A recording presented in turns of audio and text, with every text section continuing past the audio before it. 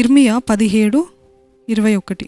యెహోవా ఇలాగు సెలవిచ్చుచున్నాడు, మీ విషయంలో జాగ్రత్త పడుడి. విశ్రాంతి దినమున ఏ బరువును మోయకుడి. యెరూషలేము గుమ్మములలో గుండా ఏ బరువును తీసుకుని రాకుడి. నెహెమ్యా 13:15, 17, 18 చదవండి.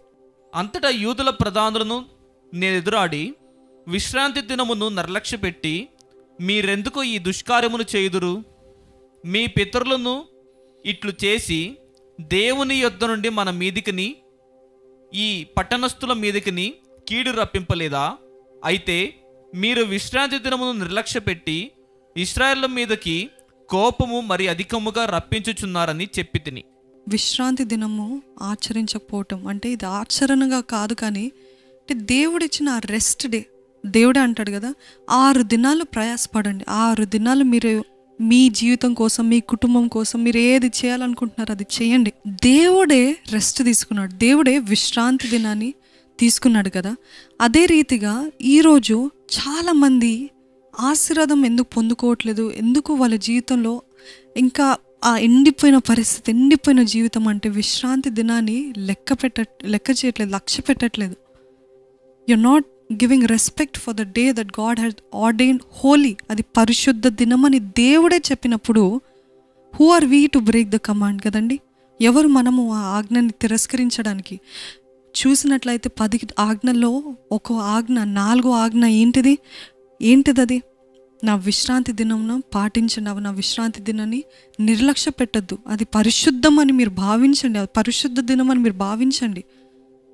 ఈరోజు చాలామంది ఉద్యోగాలకి వెళ్తున్నారు, తప్పనిసరి పరిస్థితుల్లో మీరు వెళ్తున్నారేమో, but God is saying honour me first. నన్ను గణపరచు వారిని నేను గణపరుస్తానని అంటున్నాడు దేవుడు.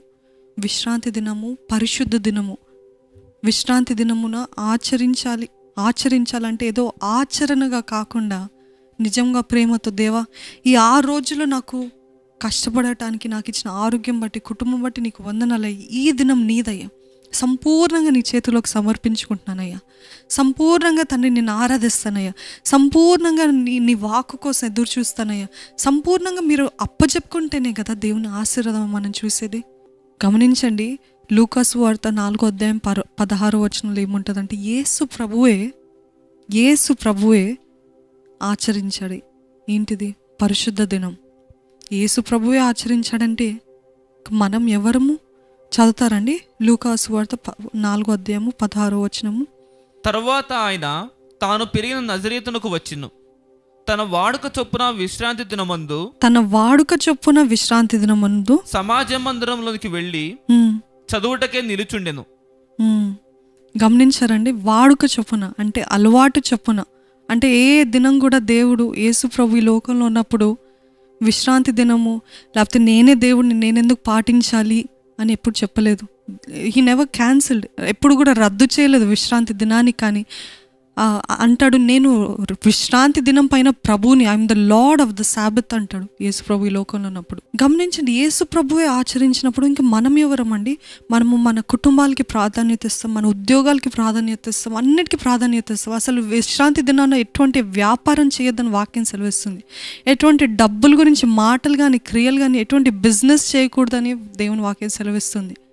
అట్లాంటిది మనము విశ్రాంతి దినాన్ని పక్కన పెట్టి మన సొంత ఉద్యోగాలు, మన సొంత కార్యాలు, సొంత పనులు, సొంత తీరిగ్గలేస్తాము.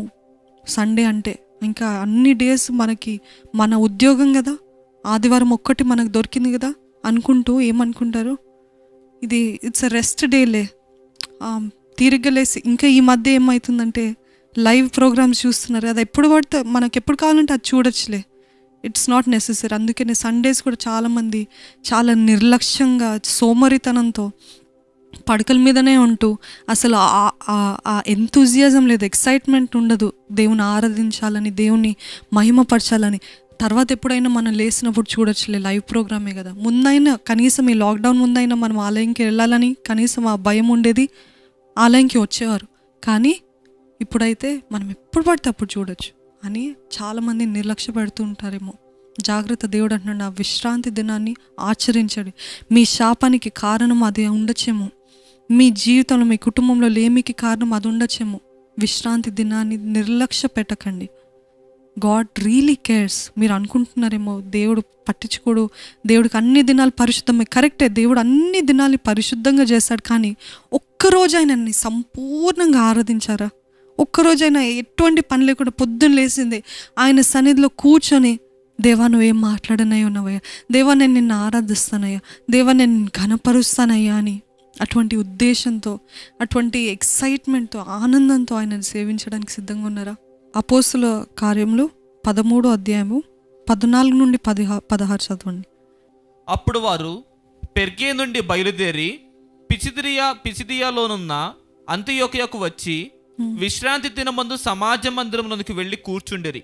ధర్మశాస్త్రమును ప్రవక్తల లేఖనములను చదివిన తరువాత సమాజ మందిరపు అధికారులు, సహోదరులారా, ప్రజలకు మీరు ఏదైనా బోధవాక్యము చెప్పవలసి ఉన్నడలా చెప్పుడని వారికి వర్తమానము చేసిరి. చాలామంది ఈ కాలంలో వాదించేది ఏంటిదంటే, యేసు ప్రభు ఆచరించాడు అది పక్కన పెట్టి, పౌలు అంటాడు కదా ఒక వచనంలో, రోమీలకి రాసిన పత్రికలో ఏమంటాడంటే 14వ అధ్యాయము 5 నుండి 6 వరకు చదివినట్లయితే, ఒకడు ఒక దినము కంటే మరి ఒక దినము మంచి దినమని ఎంచుచున్నాడు, మరి ఒకడు ప్రతి దినమును సమానముగా ఎంచుచున్నాడు. ప్రతివాడు తన మటుకు తానే తన మనస్సులో రూఢిపరుచుకొనవలెను. దినమును లక్ష్య పెట్టువాడు ప్రభువు కోసమే లక్ష్య పెట్టుచున్నాడు. తినువాడు దేవునికి కృతజ్ఞతాస్తులు చెల్లించుచున్నాడు గనుక ప్రభువు కోసమే తినుచున్నాడు. గమనించారా? ఈ వాక్యం పట్టుకునే చాలా మంది చాలా కాంట్రవర్సీస్ చేస్తారు. ఏంటిదంటే, పౌలు అన్నాడు కదా, ఏది తీసుకున్న ఏ రోజైనా పరిశుద్ధమైన రోజే, ఏ దినమైన ఒకటే దేవుని లెక్కలో అని ఇది పట్టుకొని అందరూ ఏంటి, సో నేను విశ్రాంతి దినం అంటే సండే కానీ సాటర్డే కానీ నేను వర్క్ చేసినా పర్వాలేదులే, నేను పని చేసినా లేకపోతే నేను నా ఉద్యోగానికి వెళ్ళిన బిజినెస్ వ్యాపారం చేసినా పర్వాలేదులే అని ఇటువంటి మాటలు మాట్లాడుతూ ఉంటారు. కానీ ఇప్పుడు చదివింది ఏంటిదంటే, అపోస్తుల కార్యం 13వ అధ్యాయంలో రాసినట్టుగా పౌలు కూడా విశ్రాంతి దినాన్ని ఎంతగానో ఆచరించాడు. చూసారు కదా, ఇప్పుడు చదవం కదండి 13వ అధ్యాయంలో పౌలు కూడా ఆచరించాడు. అంటే రోమీలకి ఆ పరిస్థితిని బట్టి పౌలు అలాగా రాశాడు. ఎందుకంటే రోమీలు చాలామంది విగ్రహారాధికులు, వాళ్ళు ప్రత్యేక దినాల్ని పాటిస్తూ ఉంటారు.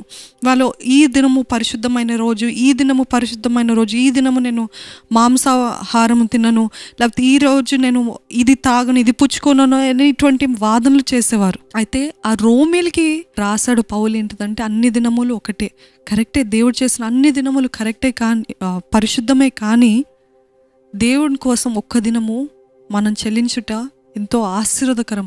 అందుకని అంటాడు కదా దావీదు, మనందరికి తెలిసిన వాక్యం, దేవుని సన్నిధిలో దేవుని మందిరంలో ఒక్క దినం ఉండటము 1000 దినముల కంటే శ్రేష్టము. ఈరోజు మీరు గమనించండి, మీ కుటుంబంలో లేకపోతే మీ బిడ్డలు లేకపోతే మీ తల్లిదండ్రులు ఎవరైనా ఈ దినాన అంటే పరిశుద్ధ దినాన ఇంకా లోకరీతి అయిన పనులు, లోకరీతి అయిన కార్యాలు చేస్తుంటే అదే మన లేమికి కారణం అవుతుంది, అదే మనకి శాపంగా మారుతుంది, అదే మన శ్రమకి కారణం అవుతుందండి. గమనించండి, పరిశుద్ధ దినము పరిశుద్ధంగా మనం ఆచరిద్దాము. మరొకసారి చెప్తున్నారు, ఆచరణగా కాదు కానీ ప్రేమగా, దేవా ఇన్ని రోజులు నాకు సాయం చేసి, ఇన్ని గత సంవత్సరాలు, కొన్ని రోజులు, ఈ నిమిషం వరకు నన్ను సజీవ లెక్కలో ఉంచావు, అది నీ కృపను కాబట్టి నువ్వు ఇచ్చిన ఈ పరిశుద్ధ దినమున నేను నిన్ను కొనియాడతానయ్యా, నేను నిన్ను ఆరాధిస్తానయ్యా, నేను నిన్ను పూజిస్తానయ్యా, నీ వాక్కుని ఎంతో ఆసక్తితో వింటానయ్యా.